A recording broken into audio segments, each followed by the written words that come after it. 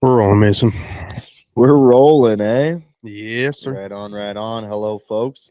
Welcome to another episode of the Hicks from the Sticks podcast, episode number 93. Yes, correct. We're getting up there. Devin, you sound fucking exhausted, man. It's been a long week. If you guys couldn't tell, we were pretty quiet on the socials. Generally, I run the socials. It's been a long week. Just started a new position. I won't say where or what I do, but I did start a new position this week. So it's been a long week. You know what we should do? We should tell everybody what your phone number is so everybody could give you a call. Nah, I don't even know what my new phone number is. So I saw this one prank online once where a guy went on Twitter. yeah. He said, "Hey, everybody wish my friend a happy birthday." Just on some random day, and then he put the guy's phone number, and then the guy's phone number was just Oh, guy's phone my. was just blowing up all day with these random people What wishing him happy if birthday. that happened to you? What would you do? Wow, that would actually be one of the biggest dick moves you could do, because it is such a pain in the ass to get a new phone number. Well, that And then you need to tell everybody all of your close contacts about your new phone number. Well, It would even- just be such a pain in the ass. So, do you even bother with the new phone number, or you just turn off your phone for a day? I feel like it's one of those things where we're not even remotely close to being famous, where it wouldn't matter for us. But if you're somebody who was Well, that guy though, that guy though, if you were him, would you? so he was a professional athlete. So Oh, he was a well-known I see. person. Yeah, so it's pretty easy for him to just get a new phone so number. when you're actually somewhat of a known person, whether you're an athlete or a celebrity, then you pretty well got get a new number and start from scratch. But yeah, for us, it wouldn't be shit. Yeah, fair enough. We'd Fair. be just fine. I would just turn off my phone for the day or go. Yeah, Yeah. exactly. Yeah. But anyways, we have a special guest Yes, for the episode today. as always, We as have our always. second bull rider on of all time. We'll get to him in a little bit. But before we get into that, Western War of the Week. Western Everyone's Word of the favorite. Week, especially Devin. Yeah. All right, what you got us cooking? Do you have two for us today, Mason? I could. Is that Yeah, what you want? let's do two today. You know All right. what? We have time. We have some time to kill. Let's Okay. do. Here's the first one. Coffin varnish. What's that? Coffin varnish. I don't know. Is that like wax or something? Is that the No. that dude's organs, or the No. varnishes over top? No, not quite. It's a slang name for whiskey. Oh, So one thing I'm learning is that, and it must have been hard as hell to communicate back to the Wild West, because I think we've read now during our tenure while we're doing this, 12 different names for whiskey. 12 different ways that they use the phrase whiskey. So there you go, coffin varnish. There's another way of calling whiskey for all you whiskey drinkers out there. mm-hmm. And then All right, what's the next one? The next one,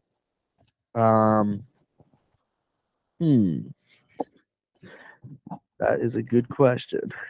All right, while he's doing that, quick shout out as always to Bar Double Diamond. Be sure to check the links in our description. She did get a new website, which I think should be updated in this time. So she did get a new website. She did a release about a week ago. So go. I don't know if she has any left, but she might have a few wild eggs left. Be sure to get those before they are out. And also, I want to save 10%. Use code Hicks10. You get some savings. Okay, don't overthink this one, Dev. Yeah. Okay, it's very, very simple. Hair pants. Hair pants? Hair pants. I don't know. Woolly chaps? Kind of, Oh. but not really. Oh. So what are they? Okay, they're a general classification of chaps with the hair on. So just woolly chaps. Does woolly chaps count as hair, though, or is that more of a fur? Well, it's like a fur hair. It's hair, fur, same shit. It's basically, Is that the same shit? It's basically Is do fur you know and what hair that the is? same Do thing? you know what it's basically saying that is? It's basically saying they skin the fucking cow, Yeah. and then they just got the hair on. So it's basically like every single girl at Carry Stampede, they're in the Wild West. That was an original look. But at Carry Stampede is very unique, where they got that heifer print, whatever. Yeah, that's right. These guys were just doing it back then. So Yeah, but with the real deal, though. yeah, with the real leather. Yeah, Authentic. They kept the fur instead, just cutting it right off. Although I don't know if these guys were wearing the Holstein print. Well, you know what I mean, though. Doesn't matter. I don't know All if these woolly girls be chaps would wearing- fall into that category then, though. Well, like it doesn't like it's still a form of hair. It doesn't matter. I think it gets its own category. Yeah, okay. All right. You do that. I'm not Wait, debating you're this not, one. why? You're I'm not gonna, not debating this why one. not? Because all right. But anyways, let's hop right into this interview though. We have Tanner Eno on today. He's a Canadian. He has been to the Canadian Finals Rodeo. I'm pretty sure. Yes. Yes, he did. Yes, he Oh, did, boy. Bev. It was been, Holy shit! I'm tired, man. Give this Tired. guy coffee over I here. guess I need another sip of my beer. But anyways, while I'm doing that, let's tune in. Sip of your twisted tea. Yeah, twisted tea. Doesn't matter. All right, let's get into the I interview. remember when I was in high school. All right. Well, I guess we better get going here. Welcome to the Hicks from the Sticks. We have another interview. Deb, do you want to introduce who our guest is here today? So today we have Canadian bull rider Tanner. Is it Eno or Eno? Eno. Eno. Okay. Eno. Yeah. What heritage is Eno? Not a clue. Fair You enough. don't know where your family Only- came from? No, only thing I know is this one spelled backwards. Yeah, fair enough. There you go. There you go. Awesome. All right, just to get started off, do you want to kind of introduce yourself, where you're from, and stuff like that? Tanner Eno from Coronation, Alberta. Small town. Gotcha. Coronation. I've definitely heard of Coronation. So that's in the East Country, correct? Yeah, about 45 minutes straight east of Stellar.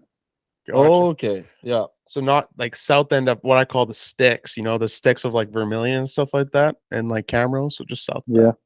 Mhm. No, I'm about 2 hours southeast of Camrose. Vermilion too. Gotcha. There's not a whole lot out in that area, eh? No, just Yeah. ranch Makes it and pretty easy. country and wind. Yeah, it makes it pretty easy to go booze cruising, eh? I don't drink a whole lot, so I don't do that. But Yeah, that's a good answer. Awesome. Well, what's does Coronation Coronation has an actual village there, right?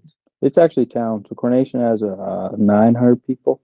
Okay. And then, but like the closest place to like a Walmart would be Stettler, which is about an hour, 45 minutes. Okay. And then Hannah is about 45 minutes an hour, just straight. So So does Coronation have like even like a generic brand gas station? no, you got UFA and Co-op, and Okay. my uncle and grandpa own a gas station on the highway, but Oh, there you go. it's pretty small. Nice. Because I'm assuming there isn't like fast food or anything there, No. right? No, Yeah. none. There you go. There you go. Well, now what's like a quick fun fact about Coronation that nobody maybe knows? Honestly, no clue. Not much goes on. I don't leave Coronation. If I am You know leaving, what? I'm Sometimes gone that's rodeoing. better though, eh? I don't know nothing. I don't honestly spend obviously I'm proud of where I'm from, but I don't spend I'm gone a lot. And when I am home, I'm at home doing something or watching TV or something. I'm not out and about, so the stuff I honestly have no idea what that would be. You know, fair enough, man. That's Fair enough. So when you say home, is that like a family ranch, or you like living in town type of thing? Yeah, I live at home still.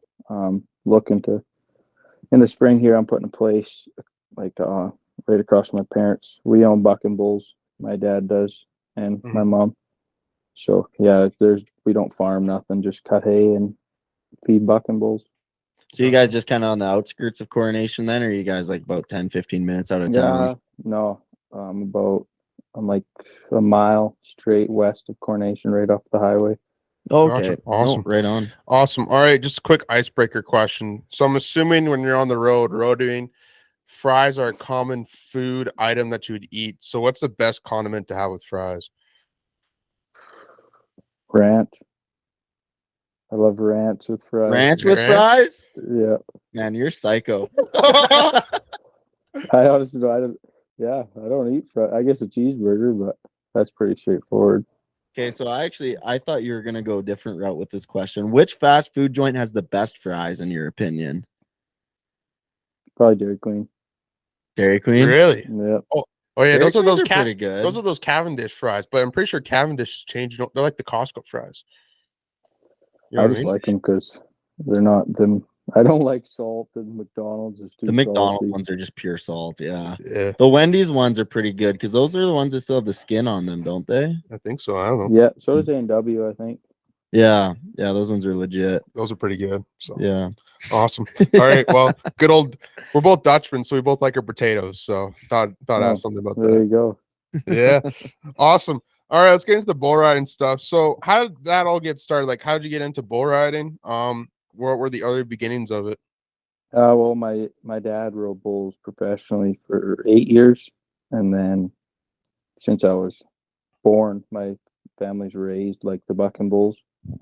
So it's kind of all I've ever known, I guess. Yeah. Just always been around it. So you're Yeah. kind of destined to do it as well. Yeah, I dang sure wasn't forced to do it, but I always wanted to do it.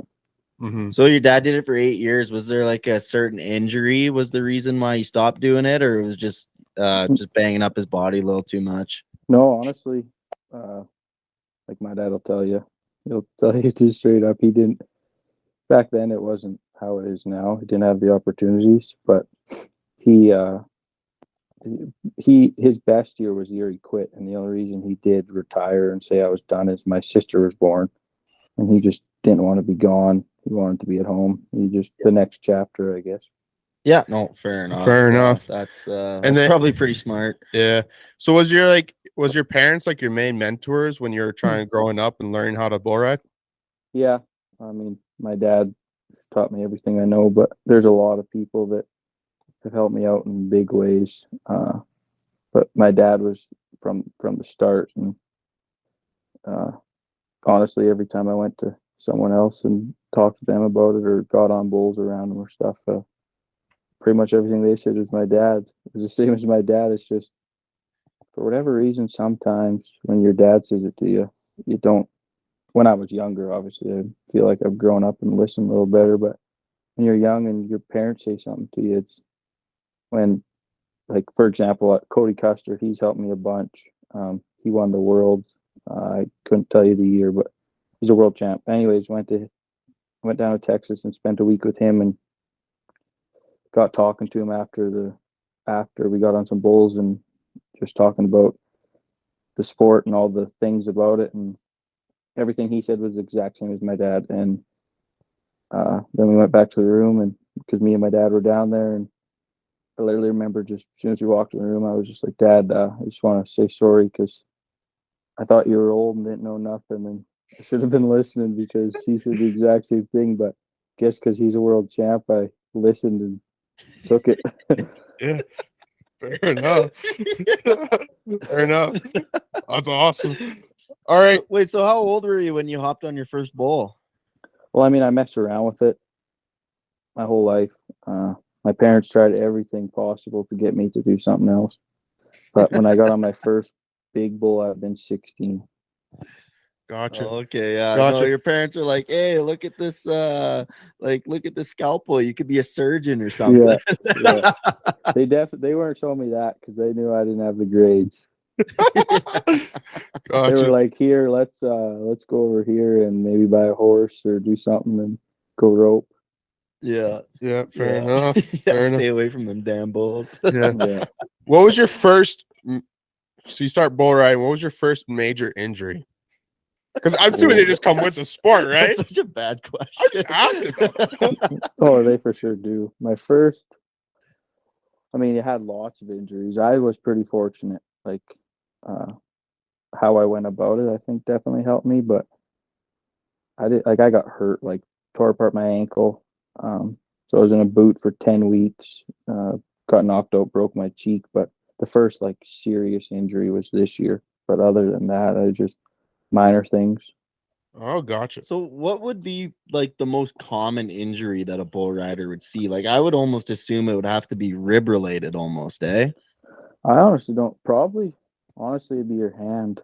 Okay, actually, yeah, that's probably. I was either that's a thinking good- that or your bicep. Yeah, there's lots of people that tear their biceps off. Yeah. Yeah, that But would make I sense. think hand, but I honestly couldn't answer that question. Yeah, I guess Fair. it's probably everything gets equally banged up. Yeah, eh? it just depends on the person. I think Just some depends how people you fall. you flick them in the head and they're knocked out. Yeah. So maybe their issue is concussions. Mhm. Yeah, no, Fair for enough. sure. Awesome. Did you ever join, like, go to college and join like a college rodeo team, or did you go straight pro after high school? No, the year I graduated, I signed to go to Vernon College in Texas. Mhm. And then just with some circumstances that ended up going on, the coach quit, and I didn't go. And I say it's because of the coach, but I like home quite a lot. So Yeah. maybe it was that too. I don't know, but no, I never ever did. Like I went to school for carpentry. I'm in carpentry now. I'm sitting in Red Deer.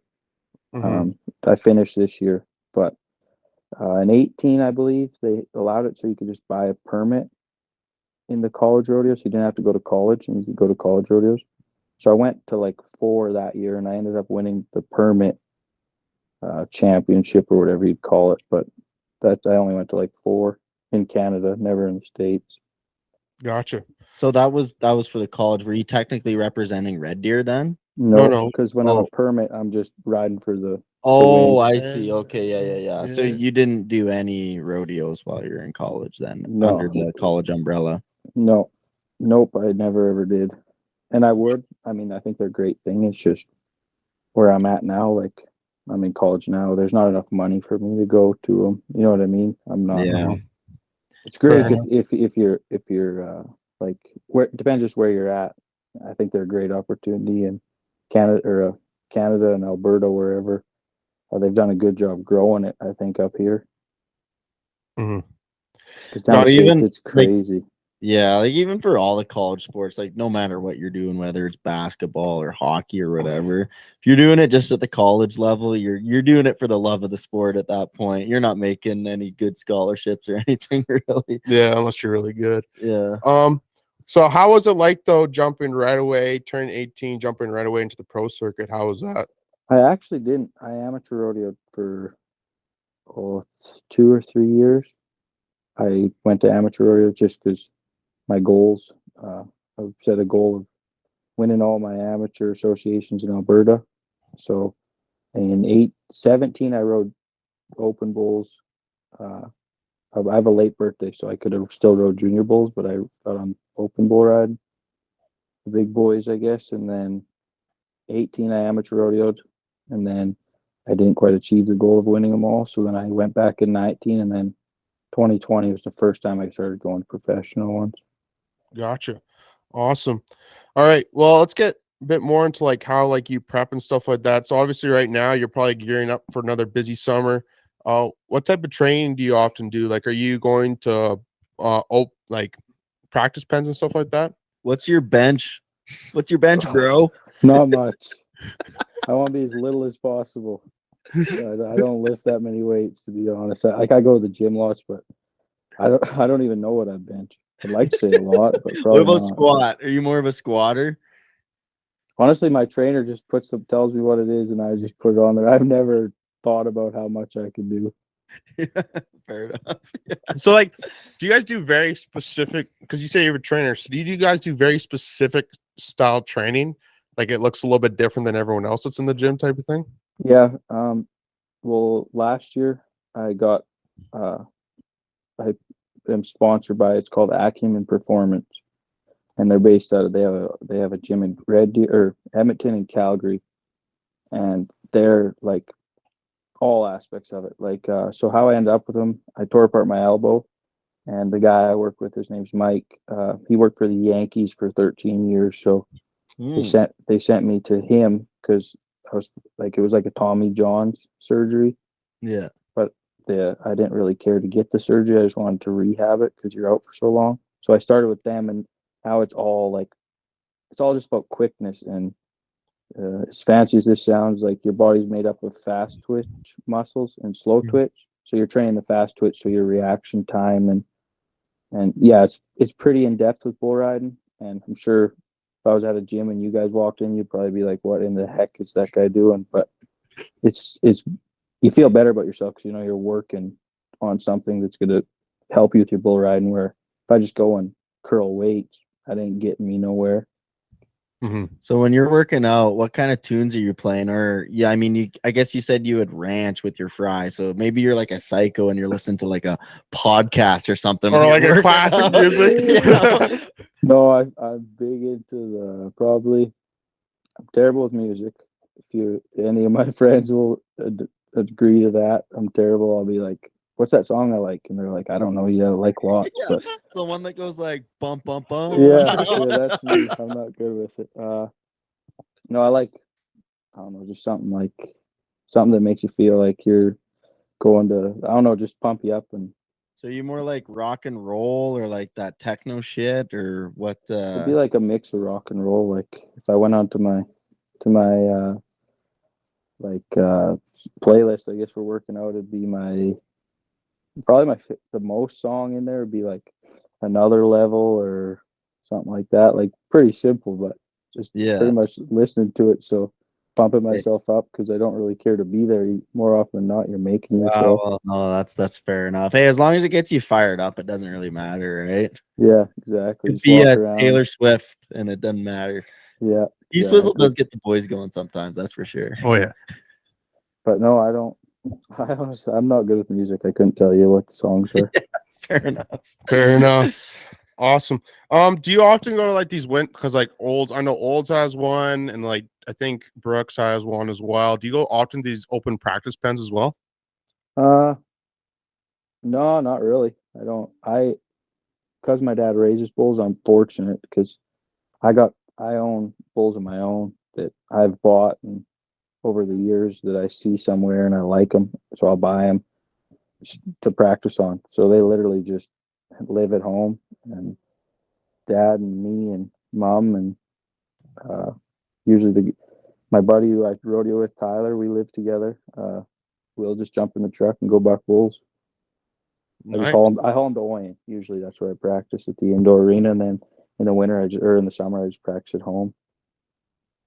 Nice. That's pretty sweet setup then. That's actually eh? pretty sick. Yeah. Because then you don't have Just to for like the travel to all these major towns to Yeah. ride bulls during the winter.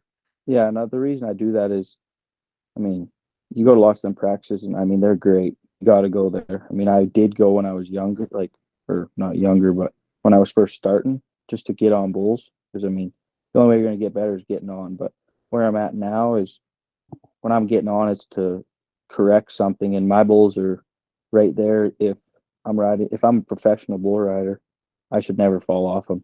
But if like my dad hauls them to PBRs, so Mhm. they're good bulls, but they're just building my confidence in correcting a little mistake. So I know what they are. Where if I go to them open practices, sometimes you're getting on a calf that's never had a rider. Well, I'm not at that point in my career, right? Mhm. Gotcha. That makes sense. Awesome. Here. Do you ever like go to the States during the winter, during the snow season, and ride bulls as well, or no? Yeah. During COVID, me and two guys I travel with, we went down to Texas for 2 months and just lived out of my van. I got a rodeo van. But last winter I went to about 10. This winter I'd like to be there now. If it was my way, I would be there right now. But I dealt with a lot of injuries last year, so I've just kind of been resetting and getting everything dialed back in mentally and physically and getting the best shape. So when I do start up here, I'm better. Yeah. Fair For enough. sure. Awesome. Well, and speaking of which, when does the rodeo season start for you? I would have started already. Like there's been a couple PBR events, but I haven't went. Like this weekend's Lethbridge. It's a cup event, like a televised. Then they had Red Deer a couple weeks ago. But You went to the one in Red Deer, or you didn't go to No, that one? I haven't been on a bull since I went to CFR, and then about 2 weeks after that, I went to the circuit finals, and then kind of figured out some health issues, and haven't been on a bull since. Yeah. Gotcha. Oh, fair enough. So then I guess during a normal year you would have started, and then what circuits do you often participate in? Either up Mainly here or down south? like the CPRA and the PRCA is the main ones I focus on right now, but then also the PBR. Okay, yeah. Gotcha. Oh, Awesome. right on.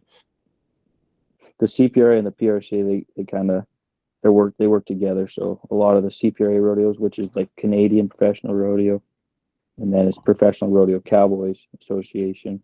A lot of the CPRA rodeos up here are approved with the PRCA rodeos, so your money counts to both.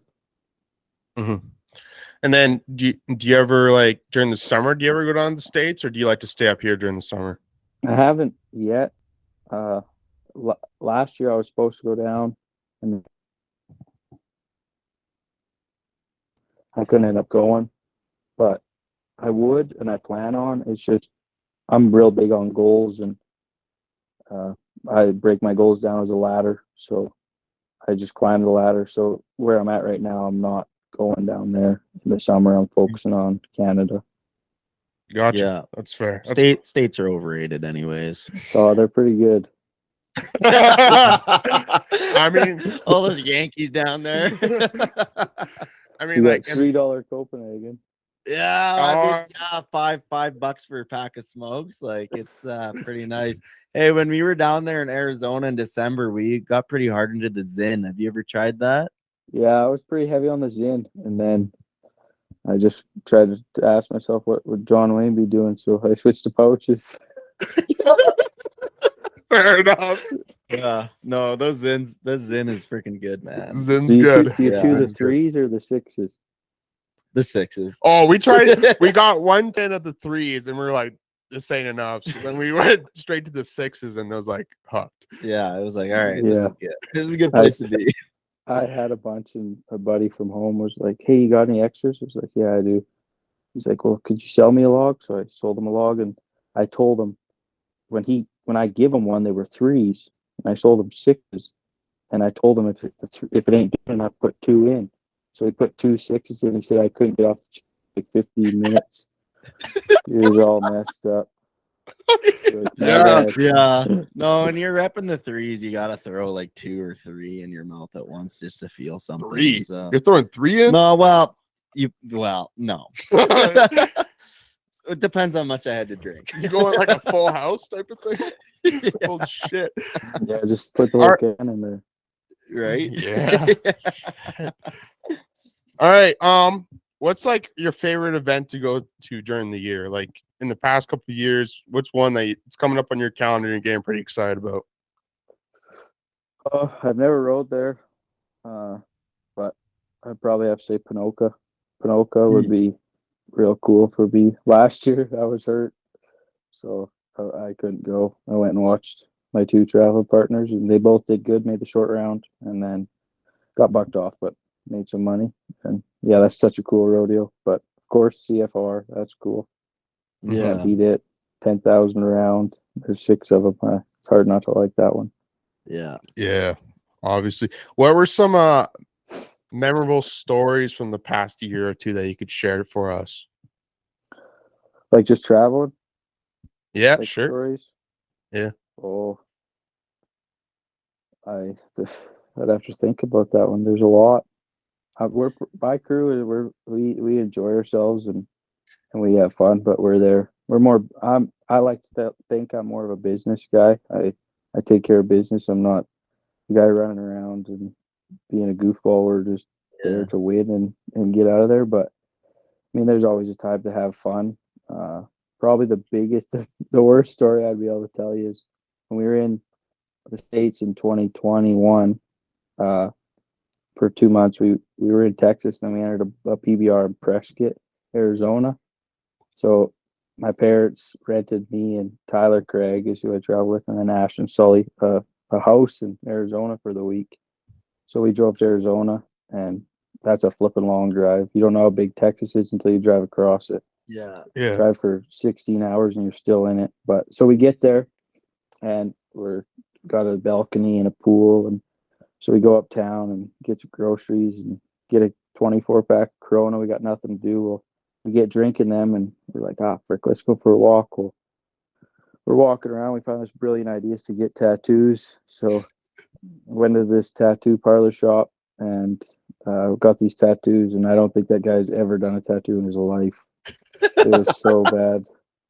What did you get tattooed on you? It was supposed to be an outlaw, and it didn't. It looked like someone took a pen and put a cowboy hat. Oh, it was bad. I got mine covered up Where did you get it? on the inside of my bicep, and like this Oh. tattoo gun was so old that it still had the elastic and like the needle. I don't. Oh, it was terrible. And then he charged each of us $100 for him. Oh, 100 Yeah, US. my one buddy's tattoo, like the cowboy hat, looked like it'd been rained on and stomped. Like it was bad. He got halfway done it, and he goes, "Tattooing on the ribs is pretty hard." And Ashton's like, "You tell me now." Like Yeah. I'd have got it somewhere else. And he said he never got his fixed. He still got it. Jeez, you sounds like you almost should have went and got a tetanus shot after that. We should have. We should have. It was bad, and then it hurt even worse when we had to pay $100. 100 Americans, so that's like Yeah. what, 50 Canadian or some shit like that. damn near. Pretty Yeah. close. Yeah. That story sticks out for sure. That one though, just because it was. I don't have to look at it no more, but I looked at it every day for a while. Yeah, for fair sure. enough. Well, you were talking kind of earlier about how you like to keep it a little more professional when you're at these things, which is probably the right thing to do. But when you typically go to a rodeo, will you at least make an appearance at the cabaret, or do you usually try to stay away from there? Honestly, I couldn't tell you the last cabaret I was at. Oh yeah, CFR. I'll go and say hi to all the people that are there to support me and have a drink with them. But I mean, there is. I mean, I still will go out every once in a while, but I that's one thing this year I'm really focused on is being more disciplined. Sometimes you get caught up in winning and all that other stuff, but no, there is more often than not. No, I do not make appearance. If I go there, get on and leave, and but usually it's because we got to get somewhere. that's right, and that's kind of what we've kind of been told from some other rodeo folk as well. Is it's usually you got somewhere to be the next day, so you don't really have time to stick around. So Yeah, that makes sense. The one this last year, the one time, the only cab I went to, me and the crew I'm with, we go up to Grand Prairie and we're in PA the next day.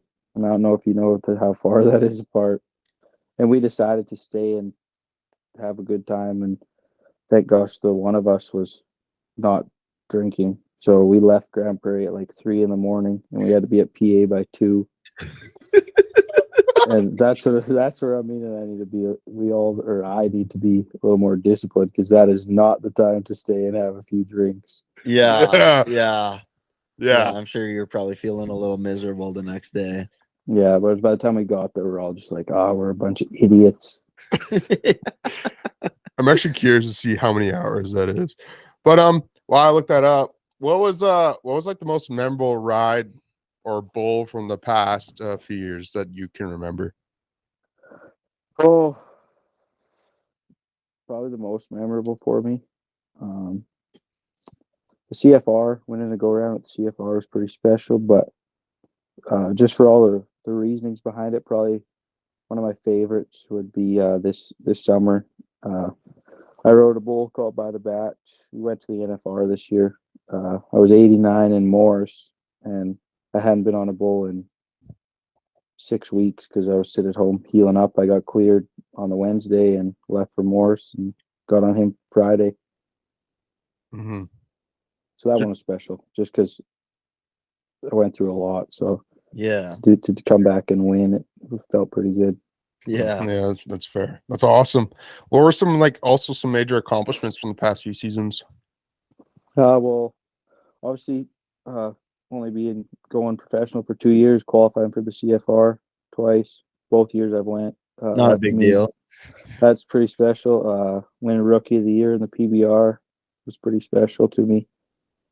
And then, just having success in the amateur rodeos too. In 18, I won the LRA and the FCA. And then 19, I won season leader in the FCA and the WRA. So that's about all my accomplishments that come to head that are special to me. That's awesome. So how many buckles do you have sitting on your dresser right now? Honestly, I've give probably 4 or 5 away. My one cousin who has nothing to do with bull riding, I gave him one a while ago, and I'm very close with all of my family, and So you're taking the Freaking- money over the buckles, eh? Yeah, the freaking guy phones me and he goes, "Hey, like, I've had this one for like 6 months and I still haven't lost it. Could I get a nicer one?" Because I give him that one because I'm like, "You're gonna lose it." Like, he ain't scared to have a good time. So I was like, "You're either gonna give it away or do something." So I give him a new one, and then just an old boy down the road, I give him one. So yeah, I give 4 or 5 away, but I don't know, there'll probably be 15 there still. Oh wow. Okay, yeah. Yeah. That's nice. That's sick. That's definitely a couple more than we have. Couple more. Yeah. That's like 20 more than we have. That we won. Yeah. We're thinking of entering some wild cow milkings this summer. Yeah, you We got wanna- you got any we, advice? We want to get a buckle from that. We want a wild cow milking buckle. So My How advice cool would would be that get a be? good roper and have a good anchor, because and whoever's gonna mug, you better ball up, because I've seen some people get wrecked out doing that. well, no, we're We gonna we were thinking about doing the ones where the style wild cow where they start off in the chutes. You got Yeah. a 3-man team on the rope. Yeah, neither of us can rope or shit, so we're kind of hooped in that department. Oh, so they start with the rope on the cow. Yeah. That like the one like the style they do in Eleanor and Cochrane type of thing. Okay, So, yeah. I don't know. I have never been. I was supposed to. I tried the wild cow milking once, and it didn't go very good for me. So I am the wrong guy to ask. Yeah, I think we could do all right. We're big boys. Oh, yeah, you'd be fine as long as you're gonna go in there and get dirty. I guess that's really who wins. Whoever's gonna be the craziest. Yeah. And we both have milked cows in the past. So that part I think we have down pat. Yeah, like we Yeah. said, we're Dutchmen. We got the milking department down. Yeah, we got the No milking kidding. part down. It's just the No dealing with kid. this crazy animal might be the hard part. Yeah. But, you know, some of the Holsteins in the Cochrane are past like have been they- pretty crazy. So When they do it in Cochrane, are they like longhorn cows or what? Like they got big horns? I'm not sure. I think they're I don't even know what they're. I know I saw the ones in have you seen the Eleanor videos? The ones that came out No. especially this past year? Oh, They're like I think they're all Brahmas. Like they're Brahma cows. And I was talking to the one Elnora, yeah. Yeah, don't enter that one. You're gonna die. I see videos. My mom and dad were there. My mom works it. My dad had bulls, and holy, them things are mean. Yeah, my buddy was telling me the story about it because he lives in Trochu and he's pretty close with the whole committee. And apparently, the guy who gave him the stock the first year he gave like his nice cows, his nice Brahma cows, and apparently they weren't being very nice to the cows or something like that. So then he gave him his like most rankest cows the year after that, and it absolutely like wrecked everyone that was in the arena. Yeah, my mom and dad. My mom has a video on her phone, and like them cows were coming up the rope, like to get them. Where usually they don't. They ain't supposed to do that. Nope. Should we do that one, Dev? If you're gonna do it, if you win one, that's the one to win, because that one will mean the That's most. right. That's the only wild cow milking buckle that actually matters. They're probably nice buckles too. Yeah. Awesome. All right. Back on track here a little bit. When you're prepping for a bull ride, because like most guys when they're doing like an athletic event, they have like a pregame routine. Do you got one as well? Yeah, I just really focus on staying relaxed and really just kind of talking myself that I'm the baddest cat around. But I just do my stretches about probably I try to do it like at a rodeo and like the saddle bronc riding, because that's about the halfway point. So I have my little stretch routine and then kind of just stay loose and visit and try to keep relaxed. And then once I say two aheady or one aheady or whatever, then it's time to flip a switch and it's my time to win. But I don't I just really, when that comes, I try to just not think. I just believe in myself and believe in the work, and again just tell myself how much of a badass I am, I guess. That's right. Yeah. I remember what I used to always say to myself before I used to do something sometimes was I would always just say in my head, all right, now give her shit. Yeah. So I Yeah. feel like you're probably doing the same thing. So Yeah. whereabouts in your whole warm up are you popping the Zin? Is it like after you're all stretched and you're just looking to get a little loose? Is that where you're popping it in there? Or the Copenhagen. Yeah. I'd usually probably just have one in all the time and then Yeah, spit there one you out. go. And then depends Yeah. how slow the rodeo's going. If it's slow, then I'll put another one in. But if not, then I honestly usually spit it out when I hang my rope. So about probably 20 minutes before I get on. Yeah. Well, and I guess speaking of which, what are some of the more because everybody obviously has their own way of doing things. What are some of the more kind of wacky routines that you've seen some guys do? I've seen some. There was one guy I watched, and he put his he warmed up his rope. I don't know if you know what that means, like warming up the rosin Yeah. with your hand, with his free hand, and he made like 2 swipes, and he just shook it because he's like, "Holy man, that's hot!" And I was looking at him, and I was like, I was helping him on, and I didn't say nothing because not my place to say nothing, but I was just like, man, if you're warming up your rope with your free hand, you should maybe do some more practicing because this ain't gonna go good. Yeah. Yeah, exactly. And then I seen a guy in Texas. He put his hand like so, like your handle. You got like the bottom of your rope, and then your handle, and you're supposed to put it in between, like in your handle, and he put it underneath the whole thing.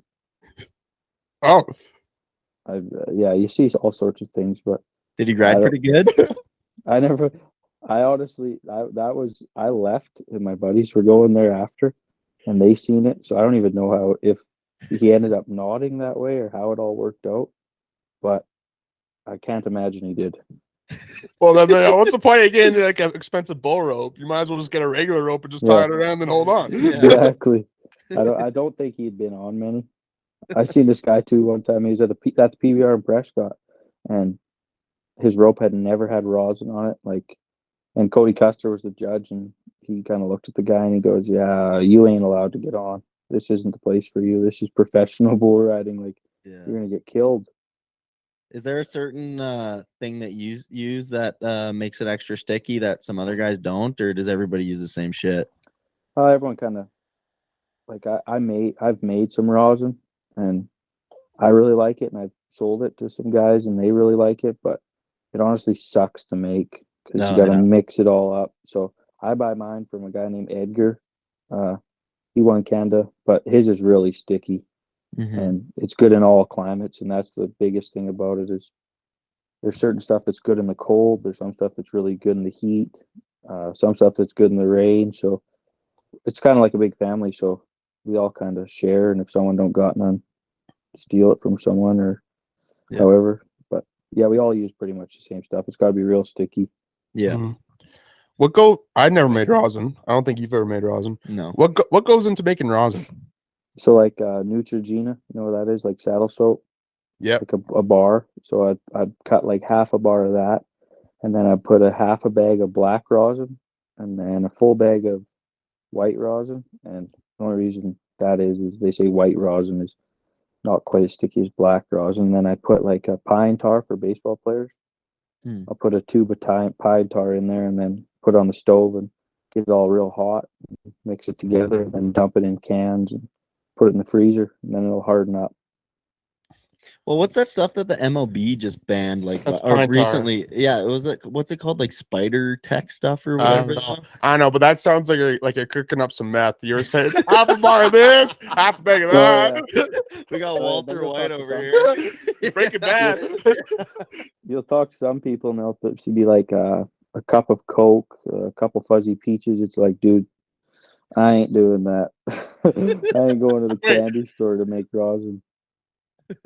Wait, you say people actually put candy in their thing, or is that a joke? Yeah, that's serious. Some people put like Jolly Ranchers and fuzzy Yeah. peaches just because they're sticky. Like, you're right. Yeah. To eat them, I've never done it, but some people do. Yeah, Interesting. I could see it working. Yeah, but I mean, it's a little odd. I'd never done it, and I probably would never use it, but some people swear by it. Yeah, fair enough. Gotcha. Whatever floats their boat, I guess. Yeah. I noticed, like, if you look on like social media and stuff, you even go to some of these rodeos, you notice that some of the bull riders and the the Bronc riders as well. They have some pretty fancy get-ups nowadays. Like I think Rocker Steiner is rocking like the whole red type of look. Are you in that class as well? Or are you pretty tame with your get-up? Mine's pretty straightforward. I like it simple. Mine's just black and white and silver, and so honestly, like it's kind of a match. I don't like red. I just kind of want to be clean and simple. But no, I would call myself flashy by no means, but I definitely like to look good. My stuff's always clean and stuff. Yeah. Classy, not flashy. Yeah, exactly. Yeah. Would you ever? Okay, what are some like colors that'd be like a no-go that you never do? Like, would you ever do pink, like a full-on pink one? No, never. Pink What or about like purple. full on like orange? No, probably not. You look like a pylon. No, Yeah, probably not sure. full on orange. Yeah. I maybe work some orange in there, but not Yeah. full on.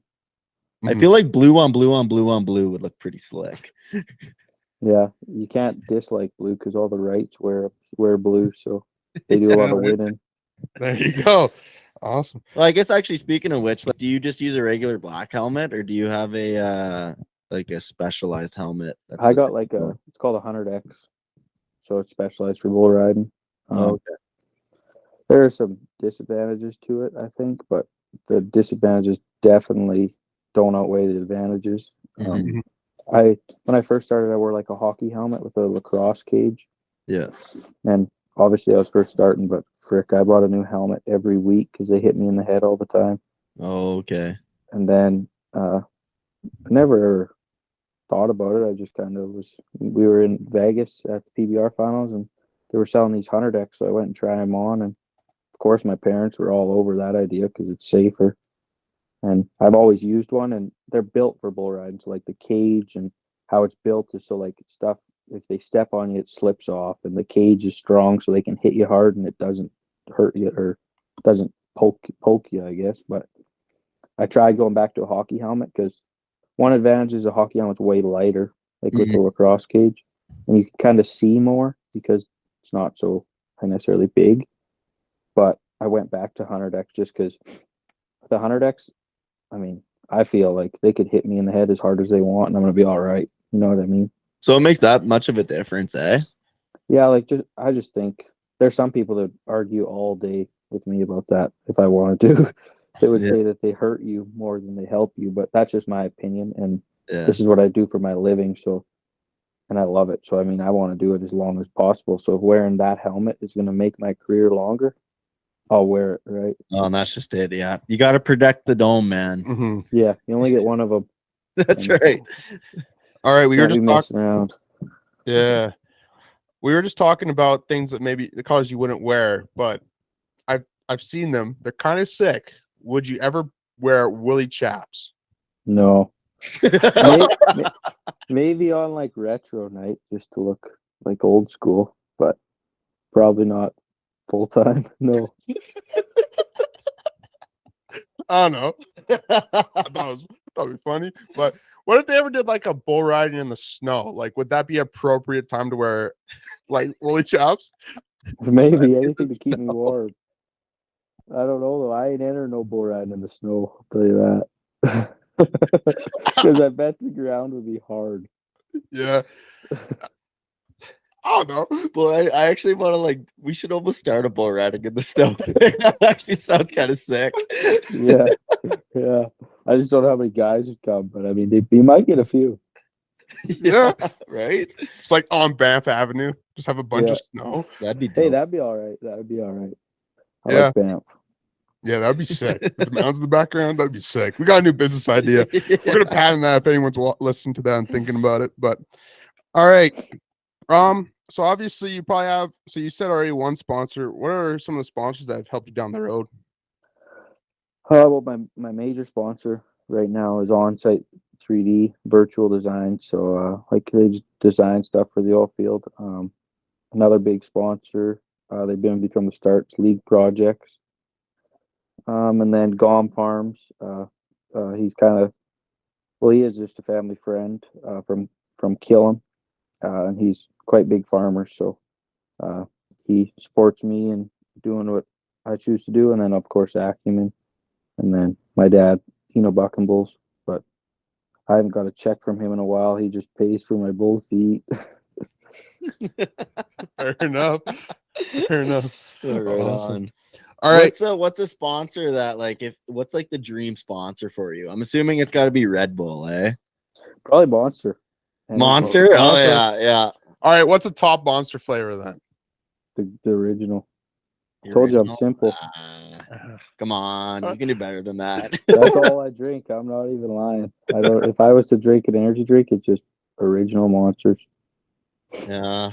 I forget what it's called, but I really like the one. It kind of has like that white and red and blue can, but it has like a tropical kind of or like a floral fruit kind punch of one? pattern on it. Yeah, it's like fruit punchy. Yeah. That one's stellar.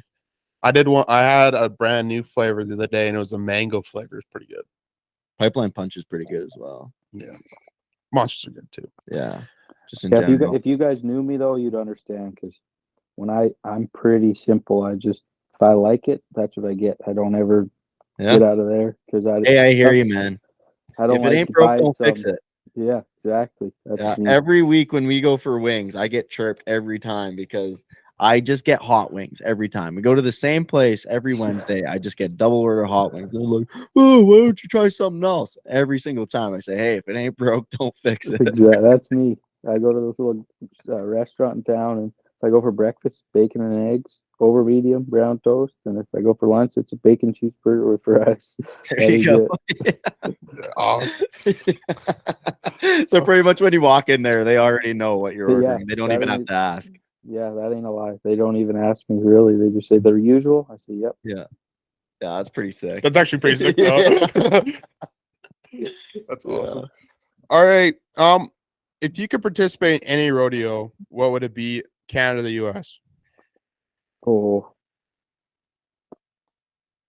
probably the NFR, just for the fact that it's a big goal, Yeah. and you can't participate. You got to earn your way there. So if you're there, you're doing things right. That'd be pretty special. But there's a lot of big ones. I mean, Pendleton would be really cool. I could go to it. I just have to enter it. Calgary would be a cool one. 100,000 would be all right. There's lots of big ones. Salinas, California, Red Bluff. Oh yeah, I could go on and on about Yeah. places I'm excited to go to. I just again haven't went just for the fact that it's not on the plan right now. That's right. Yeah. That's fair. One Yeah. day, right? Eh? Yep. When I get there, I want to win. I just don't want to pay my fees and say I got on there. Yeah. That's fair. Yeah. No, that's the right way to go. That's a good about way it. to do it. Okay. You know, there's a lot of stadiums and stuff and venues out there for all sports. If you could host a bull ride or be in a bull ride in a certain stadium with a certain type of crowd, which one would that be? Oh, That's a good question, actually, because we're thinking here like you have NFL stadiums Like- to pick from. Like if you go to you could do, Seattle, like MLB. if you go to Seattle and you go with the Seattle crowd, like that's gonna be loud. I think it's probably be like the loudest. It's one of the loudest They're all stadiums. liberals there. They're not going to go to a bull riding. It doesn't matter.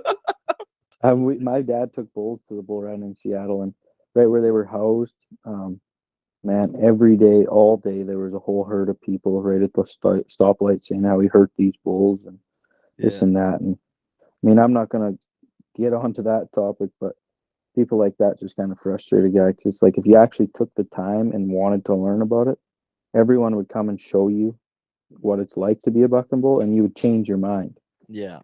But they don't. They just sit there and want to say that we hurt these bulls, and it's like it's just frustrating. But Yeah. Yeah. I don't know. That's a big topic. There's a lot of stadiums. Mhm. I think the AT&T would be rank in Dallas. That would So be dope. big. I was thinking as well, like that NFL stadium they just built in LA. That one's pretty dope, but I don't think you'd get a bull riding in LA. Like, I They don't had think one. that would They really had one work. last weekend. Was there? Yeah, in LA, the highest level PBR was in the Staples Center. Really? Down Lakes of the Beach. I thought they were. I don't know if the LA. We're gonna get on this Yeah, topic yeah. a little bit, but weren't they banning rodeo in that county or whatever? Orange County. They were I don't know trying if to, LA's but in then Orange County though. they filled out something, I guess, and it brought the PBR back. And I Cool. don't get it because it was sold out all 3 nights or all 2 nights. So you tell me how they want to ban it when it's sold out. right? Yeah. That's a, Actually, I feel like the correct answer to this question is Madison Square Garden in New York. no, I got a better one. I got a better one.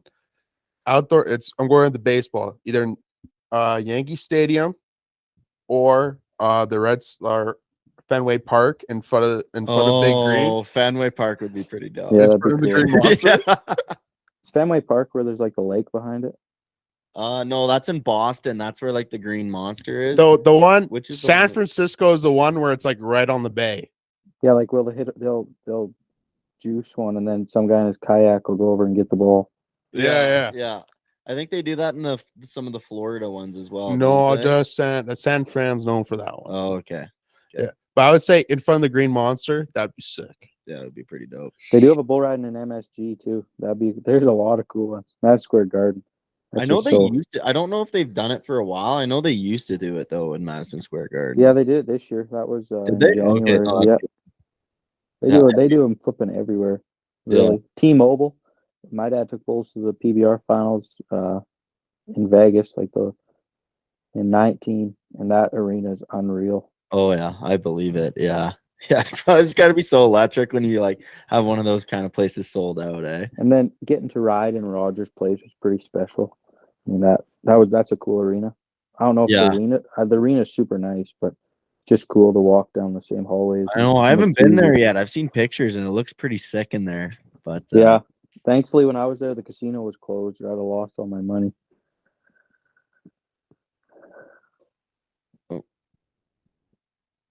Perfect. Sorry. Yeah. Wait, were you there for an Oilers game or were you there for No, the PBR finals, like the PBR Canada finals, are at. Okay, yeah. So Yeah. in 2021 was I went to PBR So do finals. you but get to I never kind of did last see year. okay, yeah. So you get to kind of see like when you go to a place like that, do you kind of get to see like I don't know if backstage is like the right word, but do you get to go down kind of like where all the NHL players would go and stuff? Yeah, like we get ready in the visitors locker room. We ain't allowed in obviously the Oilers one, just because I think it's mainly for the fact that it make it all a mess. But yeah, we get to hang out. That's too bad. You can't go sit in McDavid's locker there, eh? Yeah, that'd be all right with that. But they have it all locked up. We tried getting in there, but we couldn't. That's awesome. That's awesome. All right. Mason, you got any sticky note questions before we get into the last two? So do you have any which events do you have coming up this summer for sure that if any of the people who are listening want to go watch you, where can they see you at? Really, any per like CPRA event, so Pro Rodeo Canada, I'll be at every one I can get to, and then every PBR I can get to. This year I'm gonna really focus on that, getting to everything, and winning at them all. So yeah, really, if there's a professional bull riding or a professional rodeo in town, I'll be there. Hell yeah. Awesome. All right. Last kind of two questions here in regards to bull riding. So the first one is, what's some advice you want to give to someone that's starting out with bull riding? And then what would you give some advice to your past self that you know now? Advice I'd give someone starting out is really just don't rush it. I mean, I shouldn't say this personally. I don't like going unless I'm winning. I mean, getting on bulls, in all honesty, is not all that fun. It's the winning that's fun. Getting on and getting frapped ain't no fun. But so don't rush it and get on the bulls that are gonna make you better. And don't just get on anything and learn the basics and put in the work, because this isn't a sport that is easy by no means. If you put in the work, though, you'll get figured out and it'll all start coming together for you. And for my biggest thing that I would tell myself younger would probably just be that as hard as it is to enjoy the tough times, because that's what makes you. I didn't get that even this past year with dealing with a lot of serious injuries. There was times I was done, like just mentally and physically, and just torn apart. You know what I mean? Because you're so goal orientated and so focused on one thing. I was kind of, in all honesty, I would put my health and like I didn't even care. Like at CFR here, I got knocked out and I went home and well for like 4 days I was a little bit sick, and then I just started doing things and I would just do whatever just because I was like I'm fine, but I couldn't see very good and I had headaches, and then I went to Regina and got on bulls there, and after about third day like I could hardly see, so I went to sports medicine, and they're great, and they're without them we couldn't have rodeo, but I went to them and I figured out what was wrong, but it was just because I I didn't care. You know what I mean? I was so focused. I was just Yeah. like, I ain't sitting out. So just yeah, just that the bad times is what makes a guy, not the good times. The good Yeah. times make are just that much sweeter when you go through hard times. Yeah. It's No, the awesome. bad times are what build character, that's for sure. Yeah, and to be straight up with anyone, I mean that I could sit there and tell you that till I'm blue in the face, and you don't get it till you go through it, right? Like I mean, I heard it, and I was like, oh no, it ain't like that. I don't need bad times, but Yeah. looking back now, I mean, I haven't been on a bull in 3 months, and it's not by choice. It's just maturing and learning about your mind, because this sport's all your mind. Yeah. No, for sure. That makes sense. Awesome. All right. We got a couple random ones here now. Well, I guess not really random. If you don't mind, can we get into like the bucking stock? So how did that all get started with your family? Just my dad riding them, and then it's kind of honestly his way of getting an adrenaline rush, I guess. I mean, he always says that he gets more nervous flanking a bull than he does getting on him. But yeah, he started with some cows, and then went on to obviously got some calves off them, and it slowly got more and more, and then started buying some bulls. And again, there's a lot of people that my dad's bought bulls from, and my family's been very fortunate in the buck and bull side of things. Like my dad's took bulls to the PBR World Finals on 7 or 8 different times. He's had the buck and bull of Canada in the PBR twice, so we've been lucky. But yeah, he just started raising them and then started buying some, and now we don't have any cows. My dad just buys them bulls when they're about 2 or 3 years old, and then uh, feed them up and buck them a little bit, and hopefully they work out. Gotcha. So is that kind of what keeps your dad busy during the summer? He kind of will contract the bulls and stuff, or Yeah, so usually my parents try to come as much as they can to watch me, but like my mom works at them all, so she'll like time them. So like the horn, and then the secretaries will take all the entry fees, and then my dad takes bulls, and yeah, they're sometimes they're gone more than me going around. To be honest, they'll be ripping around and then stop in somewhere and watch me, or else we'll be passing each other on the highway going different directions. Yeah. What's your dad's bucking stock company actually called? We haven't brought that up yet. It's Eno Buck and Bulls. You know? Okay. Yeah, they're on Instagram, or he is. He's not very good at it. Every time he needs to make a post, I gotta, but he gets it done, I guess. That's awesome. It's probably just about beating me in followers, freaking Really? guy. Probably he's probably a little more known than me. Now, is he one of those people where if you put a camera in his hand and he would video like his daily life, do you think that'd be kind of interesting or not really? Be a lot of coffee, Fair enough. but no, my dad's pretty good. He's he can visit. He likes visiting and telling stories and talking about when he used to ride bulls. But Yeah. no, we only got about 20 bulls at home.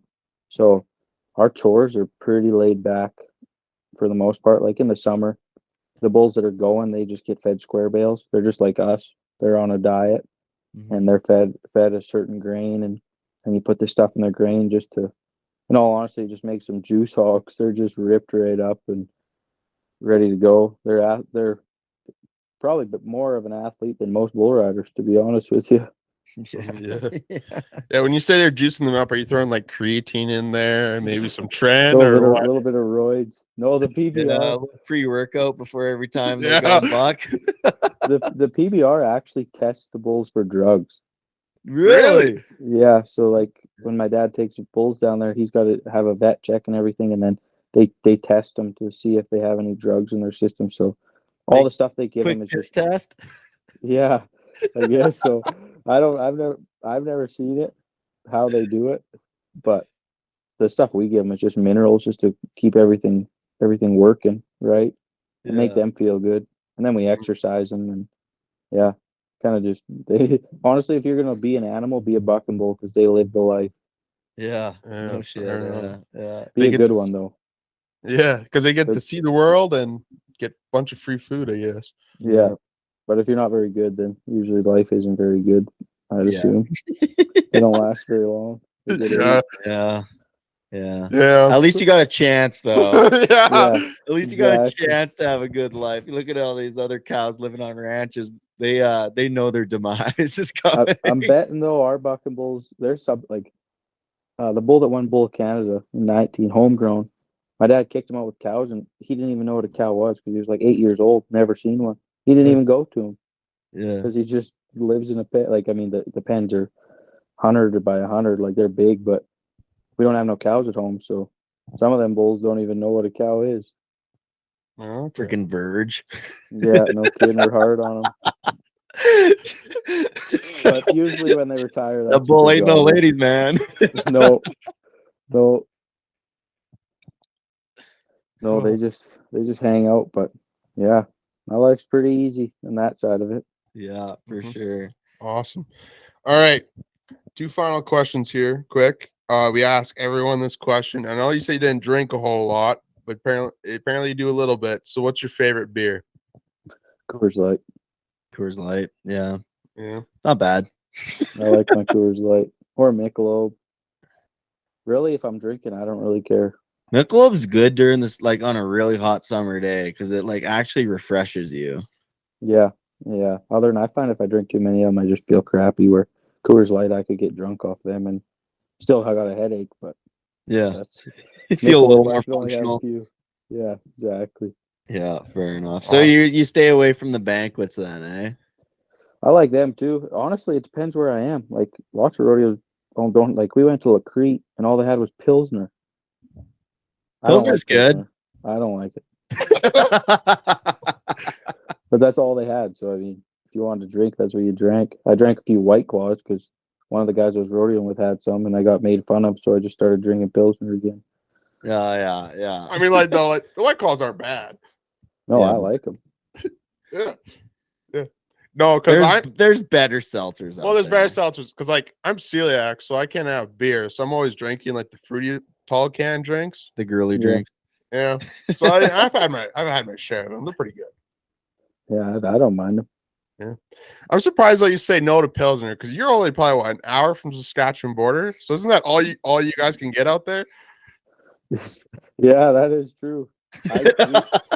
We go and work for a friend of ours in Saskatchewan, and he likes Pilsner, but not me.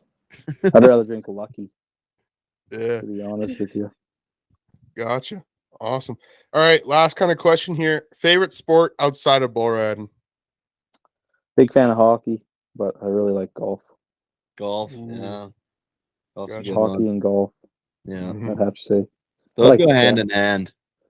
Yeah, the winter I try to play a little bit of hockey, keep me in shape. But summer, oh yeah, if we're anywhere and we have time, I'm going golfing. I was gonna say you probably don't have much time to do that though, eh? No, like for example, like go on the North Run. You're up there for a little over a week, so you go golfing. Yeah. When we're in BC on that run, we'll go cliff jumping and wake surfing and all that stuff. So I mean that's fun. I ain't a real good swimmer. Yeah. So the clubs come with you everywhere you go though, eh? Yes, for the most part. Yeah. They can fit because I got a rodeo van. Like I said, it's a Mercedes. So me and my dad built it. So it's all inside. It's got some beds and a TV and Wi-Fi and a PlayStation, and You if I got could it fit my all golf clubs, rigged out. then my golf clubs are coming. But if I can't, they're staying. I'll leave my golf clubs as long as I can get my rigging bag.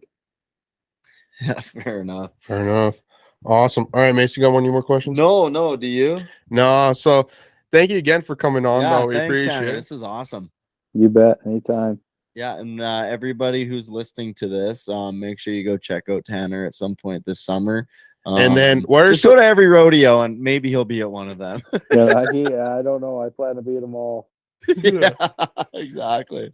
So what's your socials? And I guess too, we gotta pump up your dad's socials numbers a bit, even though he's passing you. But what are those as well? Mine's just Tanner Eno. Eno, and it's Eno, not however you guys said. And Eno. yeah, and my dad's just Eno Buckenbulls. Perfect. Awesome. Awesome. Thanks again, eh? You bet. Interview with Tanner Eno. Yeah, thanks again for coming on, Tanner.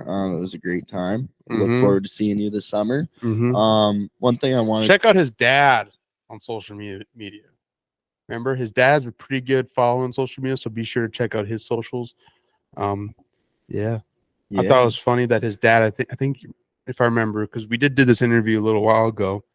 If I remember correctly, his dad is about the same followers as he does, I thought there was more, or more. something like that. So go I don't know. amp up the dad's numbers. Okay. Go But throw 'em anyways, up. one thing I wanted to say here before we got into our wild and wacky world is St. Patrick's Day is upon us. By the time Yeah. this episode come out, it will already have passed. But Devin, back before you figured out you were celiac, Yeah. have you ever had a green beer before? Nada. No. No, Now, would you bite the bullet just to see what it tastes like? not really. No. No. I guess being celiac, like the liquefied gluten is probably the worst for you. Eh? Well, it's because it's liquefied and acidified, so it's already bad for your stomach. And then like take it and times it by like 100. Like that's probably like if you knew me, you know me my first year. We're not going to go into details, but the reason I found out I was celiac is because A, all I ate was pasta and I gained 40 pounds, and then B, all I did was drink Molson Canadian every other day And whiskey. and whiskey. You're Alberta really Premium. big in the Alberta Premium.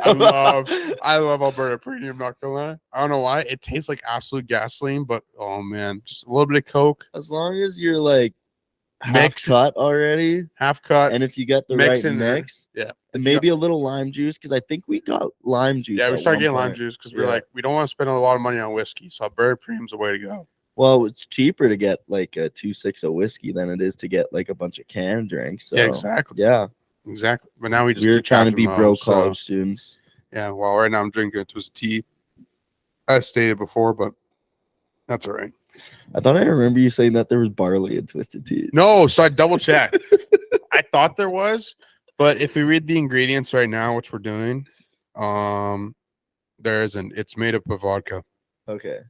So Did it used to be made up of I think it barley? used to Okay. have barley in it. So maybe they changed the recipe, or maybe it's because I'm drinking half and half. Maybe the original one has it in. I don't know. But Maybe, I know. don't know. Bottoms up. Couldn't tell you. Yeah, over or under for me. Because what day is St. Patrick's Day on? Is that tomorrow? Is that it's Friday? tomorrow. Friday. Over or under 6 green beers for me. What's your guess? Well, it depends. If we go out to the pub in Sundry, problem is they have those 32 ounces, like those big Yeah. glasses. So are you counting 32s or are you counting the pints? I'm counting by pints. I go by pint. Over. Okay. We'll see. So But anyways, moving on here, we're gonna hop into our wild and wacky world. See what kind of riffraff is going on. From sea to shining I'll sea. start first. All right. Title goes: Flight attendants on SkyWest airplane reportedly get into a fight, delay passengers for over an hour. The flight attendants did. Yeah. Was it 2 chicks? Well, we're about to find out. It definitely was 2 chicks. Yeah. So Okay, apparently, quick question: is it weird to be like a dude flight attendant? I feel I like don't- that's a female-dominated. it is a probably industry. female dominated. I don't think it's weird. I think it's just like, it's like, do you think it's weird to be a male nurse? Yes. I guess for you, the answer's there. So there you go. All right, we won't get into that. But apparently, so originally how people found out was Ashley Brewer, an anchor on ESPN, tweeted on March 12th that her flight was delayed. ESPN. ESPN anchor. Was on this flight. So it She made it said out to the sports channel. She said, "Guys, my flight can't take off because 2 flight attendants got in a fight and they were refusing to work together. Now we're delayed. We're sitting here waiting for them to talk it out, but nope, the lady won't budge." That's what Okay. ESPN analysis said. They're not saying who got into the fight, but Okay, the original video has over 770,000 views on TikTok, and this was published yesterday, so that TikTok's probably been out for a few days. But it's not saying who it was, but I'm going to take a fat guess to say it was 2 chicks. what do you think the odds are that they were like both fucking the pilot or something like that, or one of the other flight attendants? Because apparently there's a lot of dudes out there doing that, and then one of them got butt hurt. There's this big cat fight. Well, I don't know, because even the male flight attendant reportedly started yelling at the female flight attendant, which Brewer said in TikTok was Imagine if it was a guy versus a girl in this brawl. Yeah, that's what I'm starting to think. Like, Just uppercut to the fucking dome. oh man, start That'd be ripping bad. hair. I don't know, man. But yeah, I guess if you fly SkyWest, there's the possibility of pre-flight UFC fight. So That's such a like anything to do with flights. Like if you're somebody who's the reason why a plane is being delayed, you're the biggest piece of shit on this planet. yeah, You know? yeah. No one wants to be on a flight. Like, who actually enjoys flying? No one ever enjoys flying. Probably They always the people who are doing like private or first class. okay. That's like 1% of the whole world. Yeah. Anyways, no one enjoys flying commercial at all. Mm-hmm. Like, I have experience flying private, but hey, whatever. You have? No.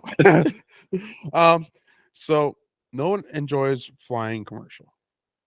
So like, and everyone's excited to go to the destination, right? It's always about where you're going. Mm-hmm. Unless you're coming back from Arizona going to Canada, that sucks. But anyways, like, everyone's excited about the destination where they're going. And so like, you just gotta be nice on it. Like, everyone's just gotta be nice and level-headed on a flight so everyone can get through the flight without any delays or Everybody on there's counting down the seconds till it's over. So yeah, if you're the reason why it's being delayed, like I wish the worst upon you. yeah. All right. Which Anyways, we got. are we done with that one? Mm-hmm. Okay. Here's my first one. Florida professor aiming to spend 100 days in undersea habitat. Oh, So of course this guy's from Florida. okay. Just want to get that out of the way. Yeah, so he spent the last 16 days in a structure located 22 feet under the sea. Now he wants to spend 100 days down there. Now, do you think that counts as he's undersea habitat? Do you think 22 feet is far enough down for it to be considered like undersea? I mean, it is like in the sea. Yeah. You're under the sea level. But do you think 22 feet is deep enough?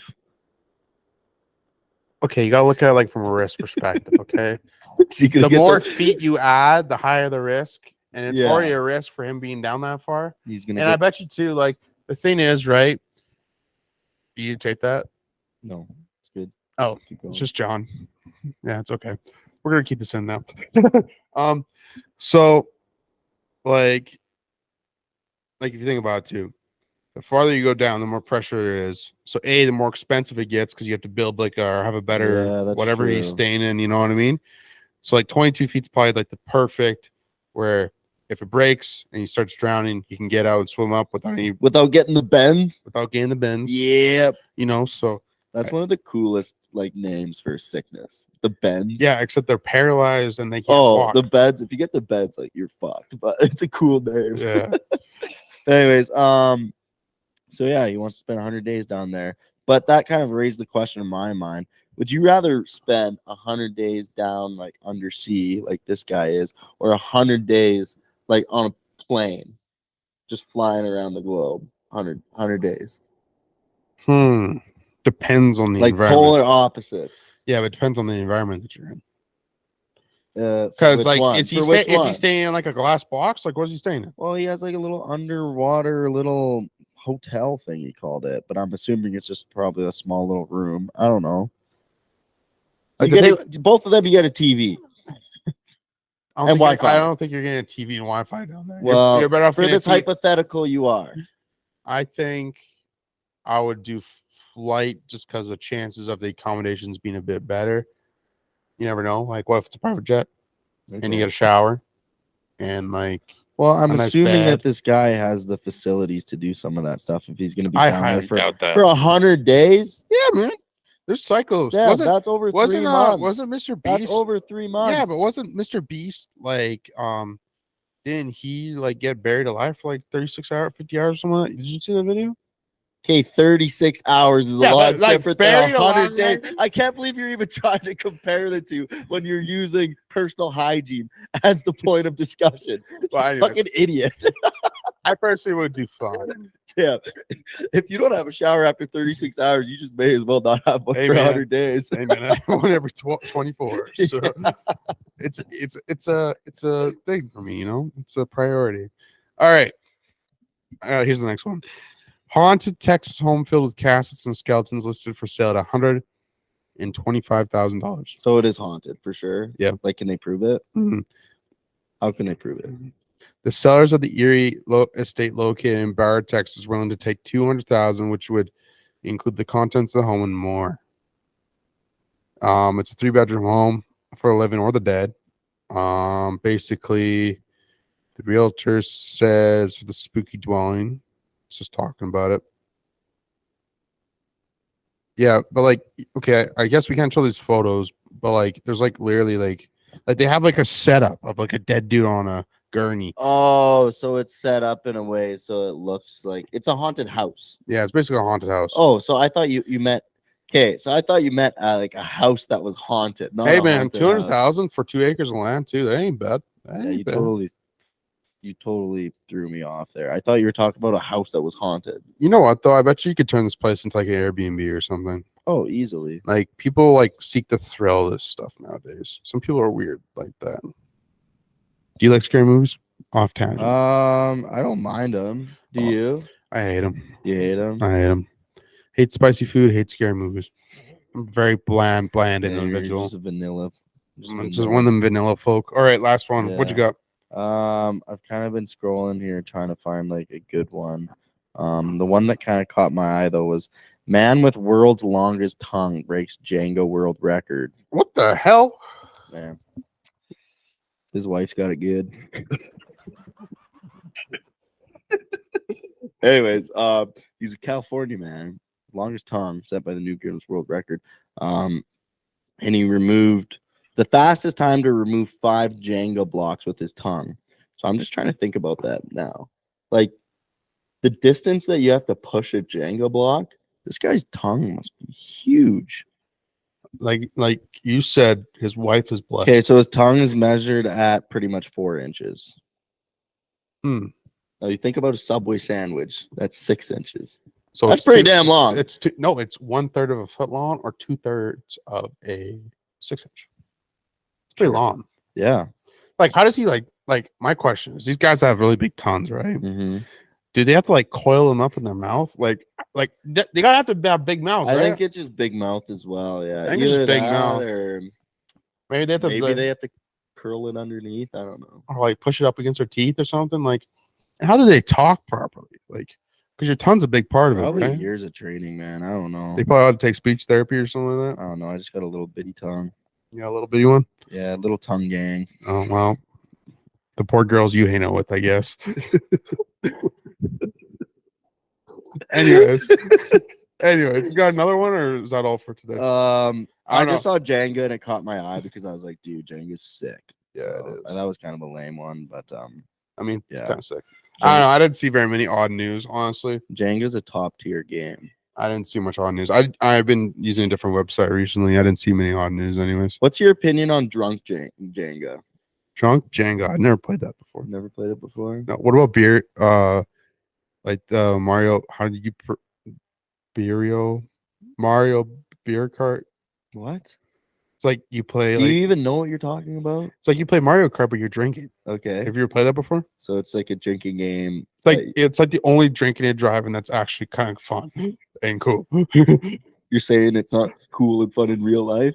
We don't condone drinking and driving. I'm just gonna put that statement out now.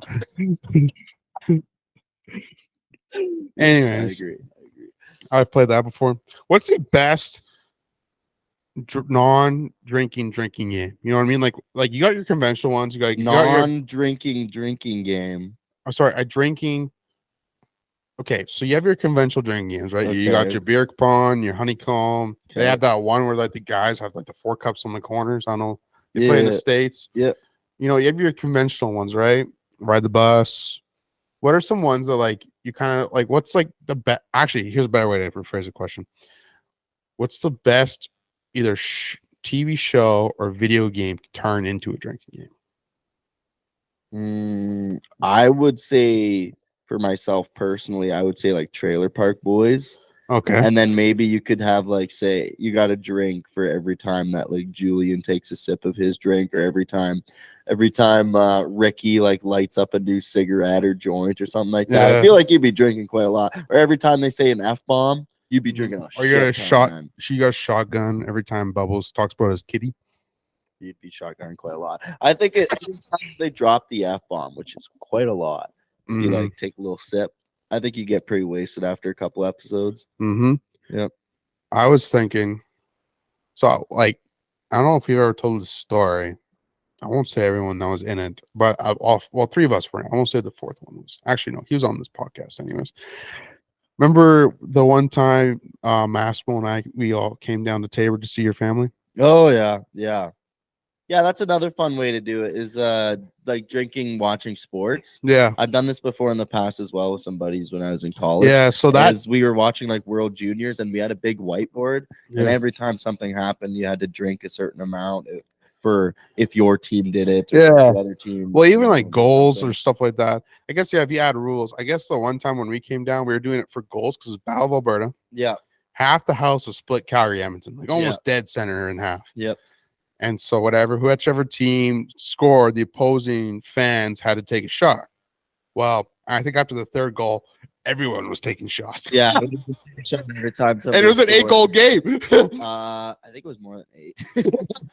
Yeah, I think that was like the final score was like 6-4 or something like that. Could have even been. Yeah, more than I that, think your so- dad had to be up at like 8 o'clock or something like that the Yeah. next day. And Yeah. yeah, that was rough. Yeah, That was a that fun was night. fun though. Yeah, drinking to sports is always a good Yeah, time. As long as it's there's enough shit that's actually happening, right? Mhm, exactly. Because like there's no way you're watching a typical hockey game, you're gonna be taking that many shots because usually the score doesn't get that high. Yeah, so you have to right? make a game out of it. Yeah. Yeah. All right. All right. Well, what do you figure, Dev? I say we call it for another Sunday. All right, sounds good. All right, well, thanks everybody for listening. Go check out the socials. Go give them a follow. Yeah, I don't know. Is that pretty much all, Dev? That's all from me. All right, thanks for listening, guys. Catch you later.